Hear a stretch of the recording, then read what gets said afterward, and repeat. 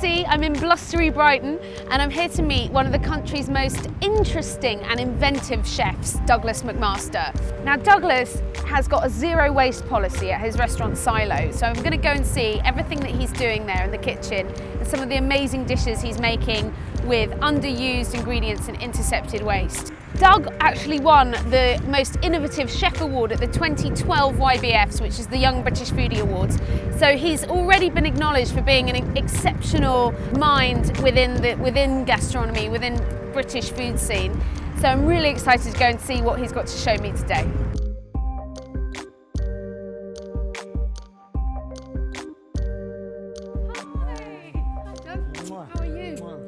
What's inspired this vision of yours to create such a place? So zero waste for me began with a guy in Australia. He's called Joost Bakker, and he's a Dutch-born artist, and he made buildings and installations made out of these waste materials.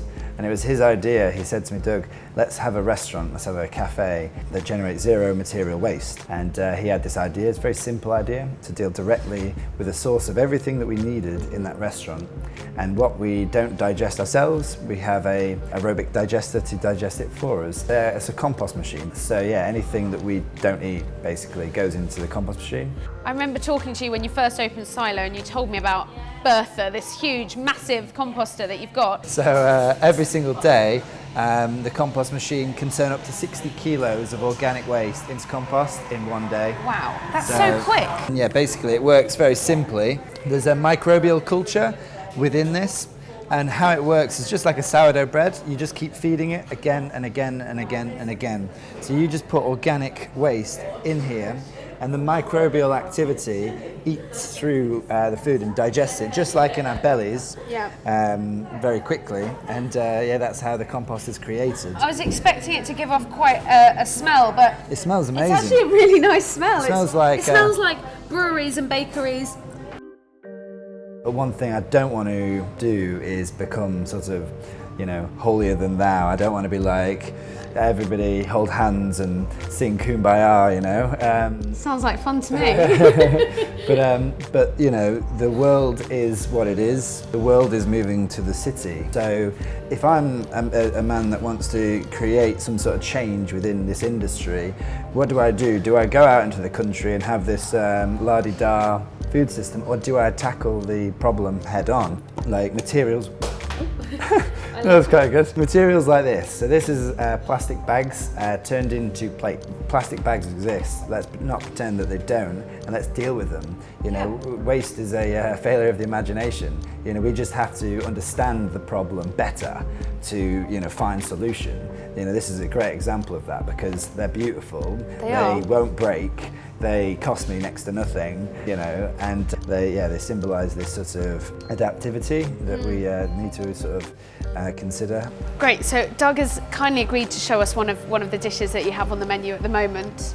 Sort of. I'm actually going on the menu today, but we've never actually done it. It's the first. It's a brand new trial dish. This is an exclusive. Yep. So what have we got here? These look absolutely beautiful. So we're in the height of tomato season. So we've got these gorgeous, I think they're called pineapple tomatoes. I'm sure there's different names, but it's beautiful, big, sweet yellow tomato. When food is so beautiful, the less you do, the better. Definitely. So yeah, we've got some dehydrated, smaller cherry tomatoes. We've actually made a bacon broth.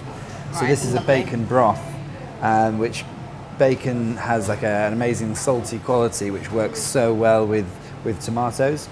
So you cure your own bacon here and you make it all yourselves? Yeah, because we're getting the whole animals, it sort of makes sense to cure a lot of the meat. And then we've got some Icelandic lava salt or volcano salt. The colour of that is absolutely beautiful. Tomatoes, we're just going to season with a bit of that lava salt. Simply, it's just been warmed onto the dish. We've got some wild garlic oil, and that stunning. Is the dish. And you're using meat, but in a very minimal way. I think there's a lot to be said for using meat in a minimal way. Using it as a seasoning, really. Exactly, which I think is pretty radical, pretty exciting, and yeah, it's a beautiful looking dish. So delicious. This is the first one I've ever plated. It's really gorgeous. To achieve zero waste, you work directly with a farmer.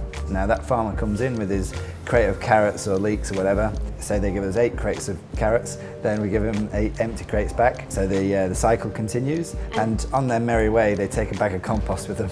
Oh right, so you give them back to your suppliers? It's a closed loop, yeah. That's such a good idea. You said something about wanting to create a zero waste environment in a commercial world. How easy has it been? Well, when I was learning about zero waste, it all boiled down to industrial processing. To achieve convenience and choice, these supermarkets and industrial farming systems process food in a way which is denatured, because when they process it, they bleach it, they pasteurize it, they do these things to food which makes it have good shelf life. So, looking at why waste occurs was uncovering the dirty truths of an industrial society, an industrial food system. What is this amazing looking wooden contraption here? So this is our Austrian flour mill. It is the most important part of Silo's business. Okay. It represents this food system in its sort of entirety. Yeah. So not only does it help us avoid waste packaging materials, it generates a product which is completely sort of natural. Our bodies easily digest wheat which is freshly milled. Mm-hmm. The freshly milled flour tastes so much better because it's fresh. If something sits on a shelf for 6 months, it's never going to taste as good as it does freshly milled when it's freshly milled. I wish you could smell this because it just smells so incredible. Okay. Oh, we feel the chill in here. So this is your brewery setup? Yeah, so this is the fermentory, or the storage for the fermented drinks. And we've got beers, and we've got ebullice, which is elderflower bubbly, elderflower champagne. We've got kombuchas, kefirs, we've got cordials, ginger beer. There's about 10 different drinks down here in storage, which have been fermented in the botanical brewery, which is just a bench in our kitchen. I mean, again, trying to achieve zero waste is to ferment everything on site. So the next dish that you're going to do, Doug, is fascinating to me because it's using something that is, it's considered to be the devil by anyone who sort of has a garden with it in. Yeah, that's it. It's a really invasive weed. This is Japanese knotweed. And what are you doing with this? Well, it was brought over in the early 19th century as an ornamental plant, so it brought in for its beauty, but then spread like wildfire and grows ferociously. It can punch its way through concrete, it's that strong, and it has been labelled the world's most invasive plant, but tastes like rhubarb. Really? Yeah, you can eat it raw. What? Do you want to have a little? Yes, I'd love to have a taste. So it's just like rhubarb, when you eat rhubarb raw. Oh my god, kind of earthy as well. Yeah. We've cooked it down into a jam, and we're going to ripple it through an ice cream. In terms of sourcing ingredients as a sustainable business, it's kind of the most important thing. Now this is quite the funny extreme of sourcing something which needs to be eaten or needs to be killed for reasons of biodiversity in the UK. So the world's most invasive ice cream. The world's most invasive ice cream. Great that's idea. What we're going to do. Brendan, our head pastry chef's going to do it up for us as it's his skills, his baby. Right, your baby. Well, joint baby. We've had You baby gave together. birth to it. We had birth together. So we're just going to have a little bit of the knotweed jam on the bottom. Oh, wow. Really accentuate the knotweed. So then we're going to scoop on the ice cream. We're not too fussy with presentation. We just sort of get it on. It's got a lovely ripple, hasn't it? Yeah, exactly. I love a ripple ice cream. I do too. Yeah, and then we've got some of the candied knotweed rings. Wow, I saw Brendan making this earlier. Yeah. And then we have it. There's your Japanese knotweed ripple ice cream. Thank you. That looks amazing. This is the first test, and you're going to be the first one to taste the world's most invasive ice cream. It's a YouTube exclusive. This is a pretty special moment. Oh, thank you so much. There's your weapon. Okay. Wow, I'm just going to go for it. Get a bit of the jam. You're saving the world eating that.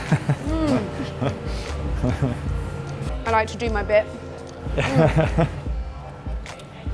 Wow.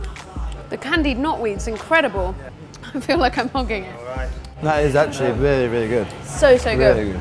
It's inspiring and it's innovative, and essentially what you're doing, more importantly, is creating delicious food that you want to eat. So that's really interesting to say, because the business plan has always been to lead with an amazing product. You know, what this needs to be is effective. This needs to work. This needs to be commercially viable. Otherwise, no one else is going to do it. And if people come into my restaurant not knowing anything about silo, love their kombucha, they love their bread, love their butter, love these products, and just think, wow, that was amazing. And then they later realise, actually, this is like zero waste or something, what's that about? And then realise, oh, actually, this is pretty amazing. You know, that's when change happens. So it's got to be that way around. They've got to come here and enjoy their experience and love the taste of everything and have a good time, rather than, you know, trying to hit them over the head with some pious agenda. Absolutely. Look, thank you, Doug, so much for having us come and invade your space and explore everything amazing that you're doing here. Really inspiring to see what you're doing. Oh, it's a pleasure. It's been, it's great. It's so much to say, and it's great to have the opportunity to, you know, spread the word. Yeah, well, we could have stayed for a week and done a whole series on this, but unfortunately we just had to do it very quickly. But thank you so much. No worries, absolute pleasure. This has definitely been one of my favourite videos that we've done so far on the channel, and I hope you feel the same. If you liked it, please subscribe and leave us a comment. And I can't wait to see what else Doug has got in store for us, because I really think he's one to watch. So what's happening over here? We're making sandwiches. Yep. But a silo sandwich, I'm guessing, is going to be... Sorry, I just realised. Damn it, I was hoping. That's become famous. Is that like right by my face? Genuinely, that's become famous. Do you want me to stand on that side? I'm not ashamed of apple sticker penis. Everything gets recycled here. Well, you know, we don't want to create waste, and when an apple has a sticker, we need to upcycle it or turn it into art.